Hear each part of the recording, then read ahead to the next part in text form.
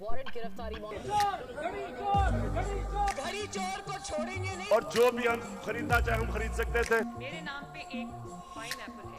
मैं लंदन में भी केस करूंगा। कि अवाम बेवकूफ नहीं, अवाम को सब पता है।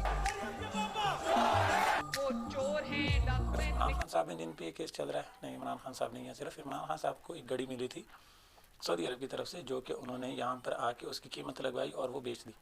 अब कीमत अभी पिछले दिनों तोशा खाना का रिकॉर्ड जो है वो जब आया तो उसमें बाकी जितने सियासतदान थे जो कि पहले इमरान खान साहब को घड़ी छोड़ कह के उनको ये तनकीद करते थे, उन सब की एक तरह से इज़्ज़तें सब के सामने आ गई हैं कि कौन कितना पानी में है, कौन कितने लेवल पे है, किसने क्या लूट मार कहाँ से की, किसने क्या चुराया क्या उठाया। मोस्ट इंटरेस्टिंगली रूल नंबर 11 को वायलेट करते हुए मियाँ मोहम्मद नवाज शरीफ साहब ने और आसिफ अली जरदारी साहब ने तोशा खाना से गाड़ियाँ ही ले ली।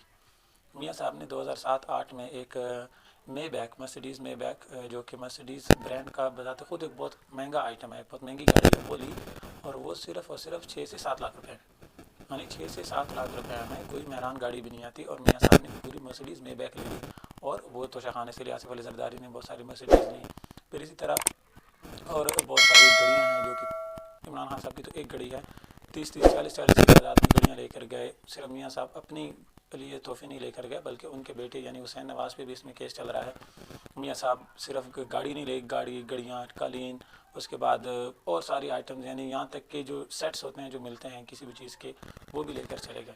फिर इस तरह आसिफ अली जरदारी साहब, इस तरह यूसुफ रज़ा गिलानी साहब, उनके बेटे वो खुद उनकी तो वाइफ एक हीरे का हार ही लेकर चली गई थी जो कि तुर्की के सदर की जो एहलिया हैं यानी तुर्की की जो फर्स्ट लेडी हैं उन्होंने दिया था पाकिस्तान में 2010 में ज़लज़ले से मुतासर लोगों को हीरे का हार दिया था। और मियाँ साहब की यूसुफ रज़ा गिलानी साहब की वाइफ खुद लेकर उड़ गई। फिर मरीम नवाज़ का नाम आता है, उन्होंने और तो और कि पाइनएप्पल के डब्बे भी लेकर गए। पाइनएप्पल जो खाने के लिए होता है तो उसके डब्बे भी मरीम नवाज़ ले गई हैं।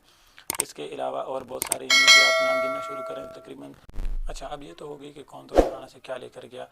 पाकिस्तान की तारीख़ में ऐसे भी सियासतदान हैं जिन्होंने तोशा खाना से कुछ भी नहीं लिया। यानी पाकिस्तान की जो हुकूमत के पिछले वज़ीर असद उमर, डॉक्टर शहबाज गिल और मुराद सईद, ये कुछ ऐसे लोगों के नाम हैं जिनको तोहफे तो मिले, ये वज़ीर तो थे, हुकूमत का हिस्सा तो थे, लेकिन इन्होंने तोशा खाना में ही ला के जमा कराया और उससे कुछ भी नहीं लेकर गए। शायद सरकार अब्बासी साहब ने एक नई मंतक दी है कि तोशा खाना में जो गिफ्ट मिलते हैं वो हमें मिलते हैं एज अ पर्सन। तो सवाल ये पैदा होता है कि ये एज अ पर्सन किसी भी सूरत नहीं मिलते। यानी कि अगर किसी और मुल्क का कोई एम्बेसडर, कोई सफ़ीर या कोई और शख्स इस तरह पाकिस्तान के दौरे पे आते हैं तो क्या उनको जो तोहफे मिलते हैं ये हमारे सियासतदान अपनी जेब से देते हैं? क्या वो ख़ुद बाज़ार में जाके अपने पैसों से ख़रीद के उनको देते हैं? बिल्कुल भी नहीं देते। पाकिस्तान के ख़जाने से ही वो गिफ्ट जाते हैं। तो अगर उनको आप अपने पाकिस्तान के ख़जाने से दे रहे हैं तो फिर आप ये कैसे कहते हैं कि वो आपको पर्सनली गिफ्ट देते हैं या ये आपकी ज़ात के होते हैं, आपके ओहदे के नहीं होते। और दूसरा कि ये कहते हैं जब भी कोई चीज़ यहाँ से उठाते हैं लेकर जाते हैं तो उसके बारे में अक्सर एक सवाल आता है कि भाई हमने तो जो भी किया कानून के मुताबिक किया। तो the most important thing is कि कानून बनाया किसने है।